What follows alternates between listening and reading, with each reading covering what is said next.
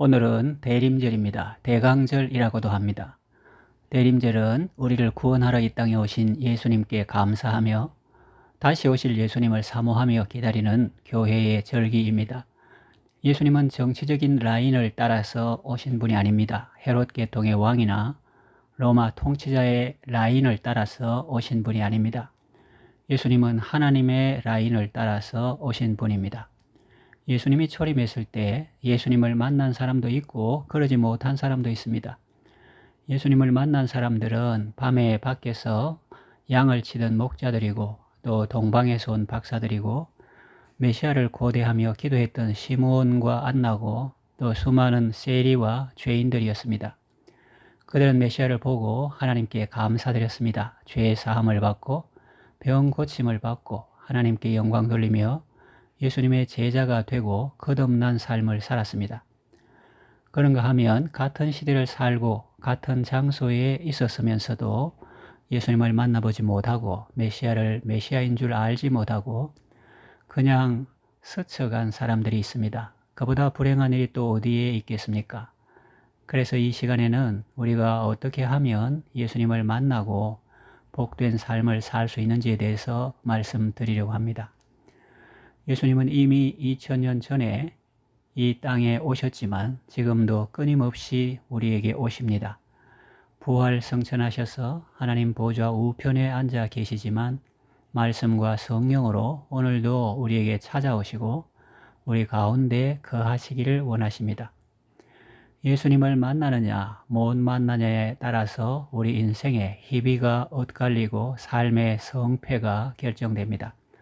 자, 그렇다면 우리는 어떻게 하면 예수님을 만나고 복된 삶을 살 수 있을까요? 첫째로 자기를 부인해야 합니다. 본문에 보면 헤롯이라는 임금이 나오는데 그는 당시 유대나라의 정치적인 지도자였습니다. 예루살렘에서 가장 화려한 왕궁에 살면서 실권을 행사하는 사람이었습니다. 그는 만왕의 왕이신 예수님이 탄생하셨다는 기쁘고 반가운 소식을 동방에서 온 박사들을 통해서 들은 사람입니다. 소식을 들은 헤롯 왕은 어떻게 했습니까? 먼저 제사장과 서기관들을 불러서 예수 그리스도가 어디서 탄생하겠느냐고 물었습니다. 이때 제사장과 서기관들은 옛 선지자들이 예언한 대로 유대 땅 베들레헴이라고 구약성경 미가서 5장 2절에 있는 말씀을 전해주었습니다. 헤롯 왕은 다시 동방 박사들을 불러서 별이 나타난 때를 자세히 묻고 베들레헴으로 보내면서 자기도 아기 예수님께 경배하겠노라고 고백했습니다.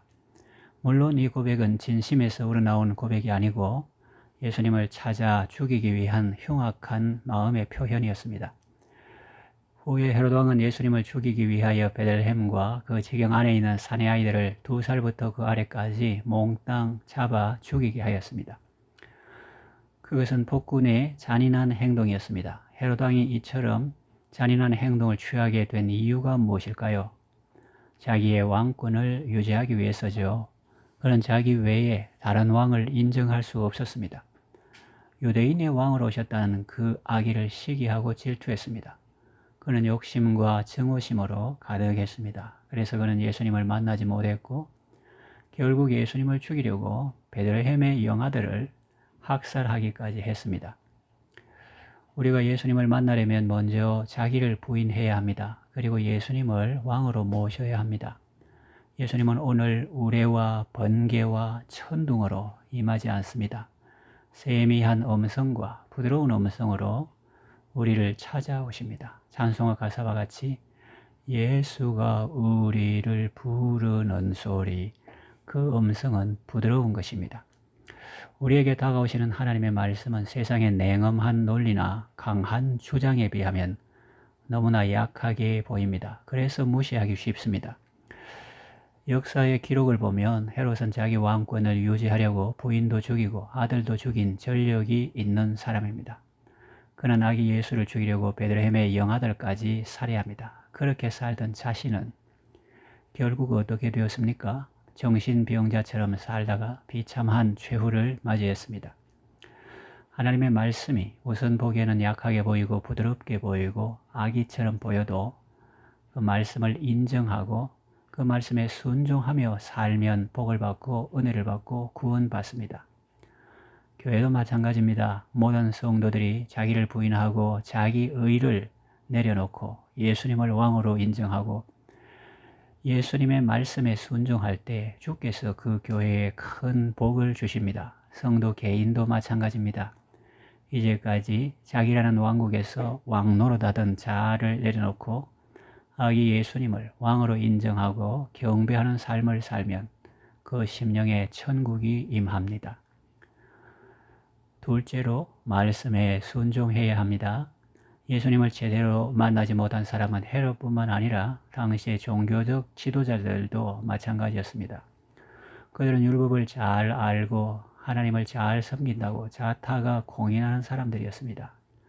제사장과 서기관들은 헤롯 왕을 통해서 예수님이 탄생하셨다는 기쁜 소식을 두 번째로 들은 사람들입니다. 헤롯 왕은 제사장과 서기관들에게 질문했습니다. 동방의 박사들이 나를 찾아와서 유대인의 왕이 탄생했다고 하는데 대관절 어디에 탄생하겠느냐? 이때 그들은 선지자의 예언을 따라서 유대 베들레헴에 탄생하셨다고 말해 주었습니다.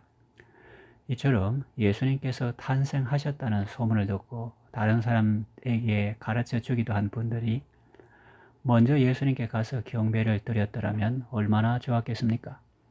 그러나 그들은 그러지 못했습니다. 경배를 드려야 할 사람들이 경배를 드릴 기는커녕 찾아가지도 않았습니다. 그러다가 결국은 예수님을 배척하고 십자가에 못 박아 죽이는 일에 앞장서게 되었죠.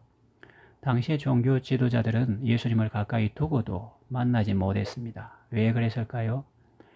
알면서도 실행하지 않았기 때문입니다. 남에게는 가르치면서도 자신은 믿지 않았기 때문입니다. 우리도 자칫 잘못하면 이와 같은 우를 범할 수 있습니다. 우리 교회는 하나님을 잘 섬긴다고 자타가 공인하는 교회다. 자랑할 만한 신앙 인물들도 많고 정체성이 뚜렷한 신학도 있다. 나는 사람들이 부러워하고 우러러보는 직분을 가지고 있다.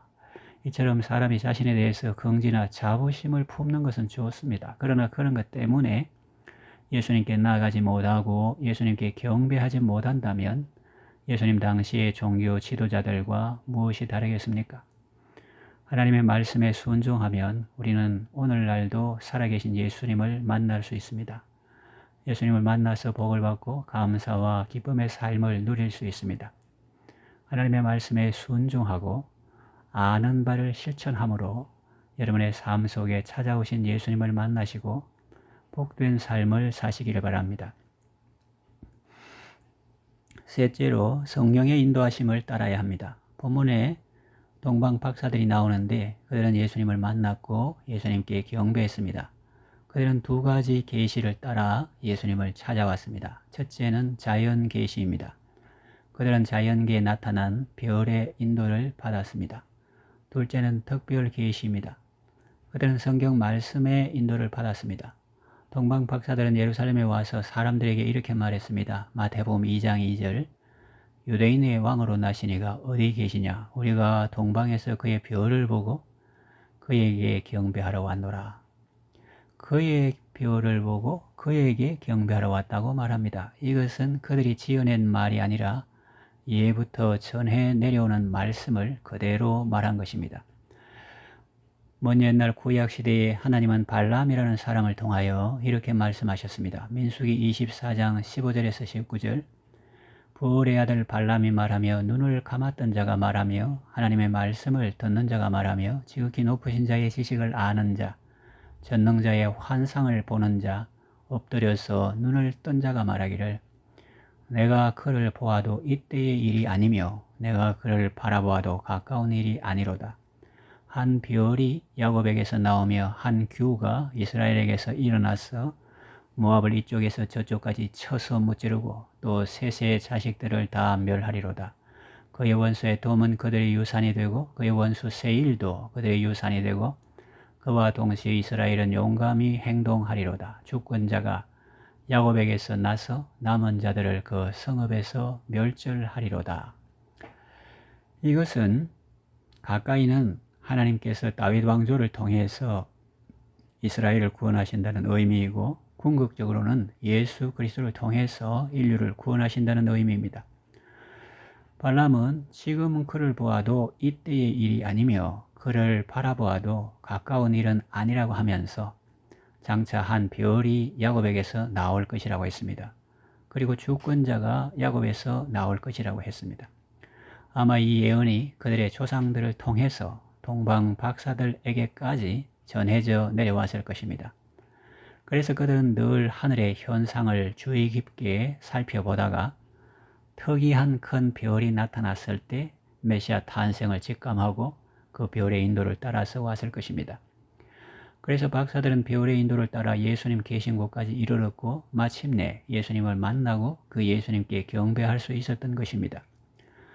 동방 박사들은 하나님의 계시를 따라 먼 길도 마다하지 않고 예수님을 찾아와서 예수님을 만났습니다. 주님의 영광을 보았습니다. 예수님을 만난 그들은 기쁨과 감격 속에 예수님께 경배를 드렸습니다. 그리고 미리 준비해 두었던 최고의 예물을 드렸습니다. 그들은 평안한 마음으로 돌아갔습니다. 그들은 예루살렘과는 멀리 떨어진 곳에 살았지만 그래도 예수님을 놓치지 않고 예수님을 만났습니다. 이것을 보면 예수님을 만나는 데 있어서 거리는 상관이 없다는 것을 알 수 있습니다. 가까운 곳에 있어도 못 만나는 사람이 있고 멀리 있어도 만나는 사람이 있습니다. 하나님을 사모하고 성령님의 인도하심을 따라서 사는 사람은 시공간적인 제약이 있어도 그것을 넘어서 예수님을 만나는 것입니다. 여러분도 언제나 성령님의 인도하심을 따라서 예수님을 만나시고 복된 삶을 누리시기 바랍니다. 이제 말씀을 정리하며 맺으려고 합니다. 슬픔과 고통이 많은 이 세상을 살아가는 사람에게 최고의 행복은 무엇일까요? 그것은 바로 예수님을 만나는 것입니다. 예수님을 만난 사람은 영혼의 자유와 기쁨을 누렸고 거듭난 새로운 삶을 살았습니다. 그러나 예수님이 오셔도 만나지 못하고 그저 스쳐 지나갔던 사람들은 여전히 죄 가운데 살다가 비참하고 쓸쓸한 최후를 맞이했습니다. 여러분은 여러분의 삶 가운데 찾아오신 예수님을 꼭 만나보시기 바랍니다. 그래서 예수님으로 인해 참된 만족과 기쁨을 얻으시고 복된 삶을 누리시기 바랍니다.